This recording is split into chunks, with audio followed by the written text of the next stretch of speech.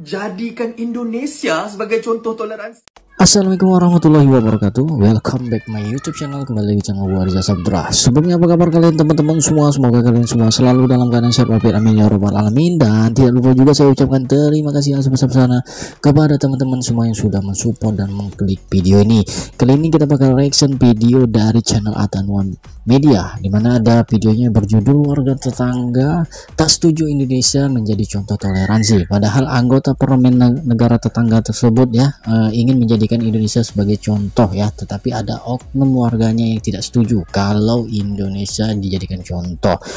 Oke, daripada kita penasaran, alangkah baiknya kita tonton videonya secara full baru kita komentar guys. Langsung aja cekidot. Jadikan Indonesia sebagai contoh toleransi. Oke, buat kalian teman-teman semua silahkan kunjungi channel Atanua Media ya. Salam jumpa lagi di like channel ini. Salam Pancasila, kiranya rahmat Tuhan selalu menyertai kita semua. Ya, ada sebuah video dari negara tetangga yang kontra opini tentang statement salah satu anggota parlemennya yang menjadikan Indonesia sebagai contoh toleransi. Namun dari opininya ia mencontohi dengan kuliner babi guling. Eksistensi etnis Tionghoa yang mulai dari nama, sekolah, dan hari keagamaan yang katanya tidak bisa digunakan di Indonesia.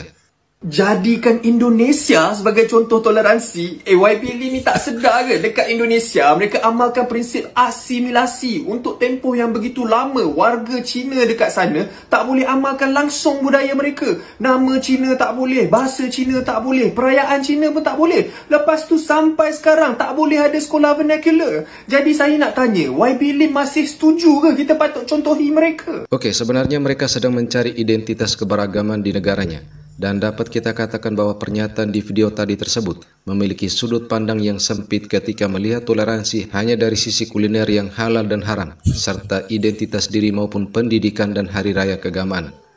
Di Indonesia, pada daerah-daerah tertentu, kuliner yang masuk pada kategori-kategori tertentu adalah hidangan khas, sehingga apabila seseorang itu yang haram untuk menyantapnya, maka ia perlu menyesuaikan diri. Dan hampir setiap daerah ketika ada hajatan bersama dengan pengikut agama lain ataupun sesama agama namun ia pantang untuk menyantap suatu kuliner tersebut, maka dalam acara hajatan juga disiapkan masakan kuliner yang bersifat umum. Dan hal seperti itu sudah lumrah di Indonesia. Saya suka tentang sopan santun mereka. Saya suka tentang cara hidup mereka dengan berbagai agama. Makanya contoh ya, anak Papua makan babi, di sebelah dia anak Muslim ya, dia tengah makan, nggak ada yang jadinya isu. Mereka betapa gigih tentang agama mereka, ataupun mereka betapa serius tentang agama itu. Kalau anak Muslim itu saya nggak pernah lihat mereka tinggalkan waktu sholat. Indonesia tuh sholatnya sholat ramai-ramai. Kalau di lapangan pun udah waktu masuk sholat itu mereka bisa sholat sama-sama. Tapi anak Papua yang udah ada di dalam tim melihat anak Muslim bersolat itu pun nggak ada akan jadinya satu isu. Dan terkait dengan identitas seperti nama, maka inilah yang dapat kita katakan mainnya mungkin hanya di seputaran negara Malaysia. Warga etnis Tionghoa di Indonesia saat ini selain memiliki nama ala Indonesia, mereka pun juga menggunakan nama-nama ala Tionghoa sebagai identitasnya.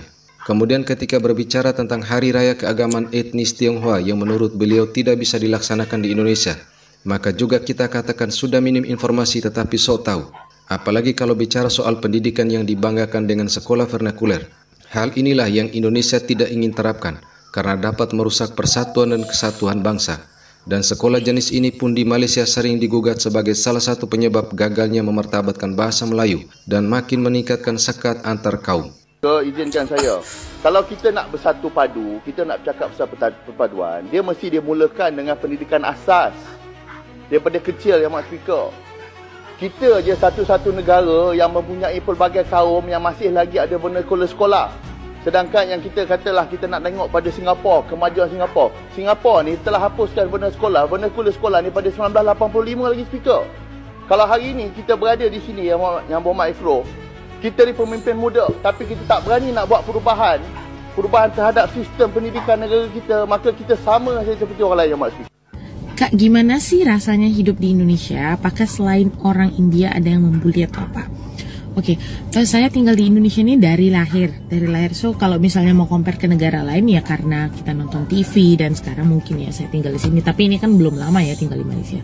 Cuman mungkin kalau yang dari ini, toleransi di Indonesia itu sangat tinggi gitu. Jadi maksudnya kalau misalnya kita keluar dengan suku-suku lain, it's normal. Kalau kita jalan ke mall dengan suku lain itu adalah hal yang sangat normal, nggak ada yang aneh gitu, enggak. Terus makan di rumah teman itu biasa. Kita kalau makan siang, makan dong di rumah gue, mak gue masak gitu, it's normal. Dan yang pastinya mereka tahu bahwa apa yang boleh dimakan dan apa yang tidak boleh dimakan oleh orang India. Misalnya mereka masak sesuatu yang saya itu nggak bisa makan, mereka nggak tahu kamu nggak bisa makan ini gitu. It's normal. Di institusi pendidikan juga nggak ada perbedaan. Kalau kamu belajar keras, ya hasilnya akan kelihatan bahwa kamu pintar dan dia akhirnya hasil itu akan kelihatan. Terus kalau misalnya kamu masuk satu sekolah ataupun satu universitas, tidak ada pembedaan bahwa ada kuota misalnya untuk orang ini sekian, untuk orang ini sekian, nggak ada. Jadi siapapun kalau misalnya mereka belajar keras dengan hasil yang maksimal, mereka akan masuk ke universitas negeri ataupun swasta yang mereka inginkan. Untuk pekerjaan juga mereka akan nilai kalau kamu mampu, kamu akan diberikan pekerjaan itu, bukan berdasarkan suku apa kamu. Tapi ya memang sih tetap ada ya yang namanya orang dalam. Malahan ayah saya itu adalah seorang pegawai pemerintahan. Jadi beliau dulu bekerja di dinas pekerjaan umum. Dan kakek saya juga dulunya bekerja di dinas pekerjaan umum, pegawai pemerintahan juga. Walaupun Hari Raya Dipawali belum menjadi hari raya umum di Indonesia karena masih kaum minoritas, masih hari raya tentatif yang artinya bahwa kalau misalnya kamu bekerja di satu perusahaan itu akan memberikan kamu libur sendiri. Tetapi kita tetap merayakannya dengan hikmat dan dengan rasa kebahagiaan karena semua rakyat, semua teman-teman yang beragama lain dan bersuku lain tetap mendukung. Malahan sebenarnya dari suku-suku lain itu sangat kayak antusias dengan yang namanya adat India.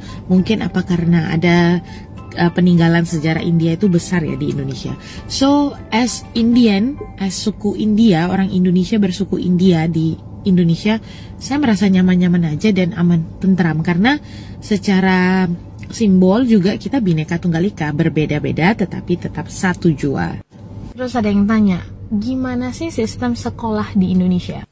Terus kenapa sih nggak ada sekolah Tamil di Indonesia? Terus ada yang lagi yang bilang harusnya pemerintah Indonesia harus buat sekolah Tamil. Berarti pemerintah Indonesia itu nggak adil. Berarti pemerintah Indonesia itu memang strict, kejam. Nah, sistem sekolah di Indonesia itu sistemnya semua sekolah berbahasa pengantar bahasa Indonesia. Jadi dari Sabang ya sampai Merauke kita punya sekolah sistemnya semua berbahasa pengantar bahasa Indonesia. Karena apa? Karena bahasa persatuan kita adalah bahasa Indonesia. Pada tahun 1928 kita telah mencetuskan Sumpah Pemuda yang salah satu poinnya yang ketiga itu adalah berbahasa Indonesia sebagai bahasa persatuan. Jadi sekolahnya berbahasa pengantar bahasa Indonesia. Tapi memang ada sekolah swasta yang internasional yang berbahasa pengantar bahasa Inggris. Kalau bahasa-bahasa lain seperti bahasa Mandarin, terus ada bahasa Jepang, bahasa Prancis, dan bahasa lain-lain itu dimasukkan sebagai mata pelajaran, maybe like 1 minggu, 2 jam, atau 4 jam. Terus kalau misalnya mau dibangun sekolah semua suku ataupun semua bahasa, kita punya 1.400 lebih suku dan 715 bahasa. So maybe like 715 bahasa, it's impossible to have 715 jenis sekolah bahasa. Misalnya ya bahasa Madura ada sekolah khususnya, bahasa Jawa ada sekolah khususnya, bahasa Batak ada sekolah khususnya. It's impossible. Bahasa daerah itu biasanya dimasukkan sebagai mata pelajaran. Terus ada lagi yang nanya, ya di Indonesia karena nama-namanya nggak bisa pakai nama daerah. Siapa bilang? Nama abang saya Narendra Kumar, nama abang saya satu lagi Krishna Wijay, nama ibu saya Pusparani, nama ayah saya Nagaya. Kita boleh pakai nama daerah kita. Cuma nama saya aja Mirna karena memang nenek saya punya teman orang Belanda, terus Mirna ini salah satu nama dari orang Belanda jadi dipakein ke saya. That's it. Memang sih pada zamannya Orde Baru dulu, orang Chinese itu tidak boleh, atau orang Tionghoa tidak boleh memakai nama Tionghoanya. Jadi mereka memakai nama kayak nama Indonesia kayak Paijo, and then Sudirman, something. Kalau nama lagi, kalau misalnya nama India, banyak banget orang Indonesia yang memakai nama berdasarkan Sanskerta dan bahasa Tamil. Misalnya aja cucu Presiden Jokowi namanya itu Jan Etes Sri Narendra. Narendra itu berasal dari India. I think no more questions kenapa kita nggak punya sekolah bahasa Tamil. Kita belajar bahasa Tamil dari organisasi Tamil. Ya, ketika bicara toleransi di Indonesia dan di Malaysia, maka bukan sekadar lip service atau hanya dalam tekstual semata, namun bagaimana mengaplikasikan pada kehidupan sehari-hari. Sebagai negara yang majemuk dengan perbedaan agama, ras, golongan, dan budaya, Indonesia dibentengi oleh Pancasila sebagai ideologi berbangsa dan bernegara, yang masing-masing silanya memiliki keterkaitan dalam menjalankan kehidupan sehari-hari sebagai warga negara yang beraneka suku, ras, agama, dan golongan. Inti yang paling utama, jika Anda sudah bisa mengenal diri sendiri yang memang sudah berbeda secara lahiriah, maka dalam menerapkan kehidupan sehari-hari mungkin tidak akan menemui hambatan. Oke, terima kasih sudah menonton video ini hingga usai. Wassalamualaikum warahmatullahi wabarakatuh. Nah itu guys ya, video yang kita reaction tadi, ada video dari warga negara Indonesia yang berketurunannya, dia mengungkapkan bahwa nyaman sekali tinggal di Indonesia karena toleransi yang tinggi, walaupun dia keturunan India guys. Dan menurut kalian gimana komentar kalian tentang video ini? Silahkan kalian komentar ya. Saya akhiri, wassalamualaikum warahmatullahi wabarakatuh. Sampai jumpa di video reaction saya selanjutnya guys.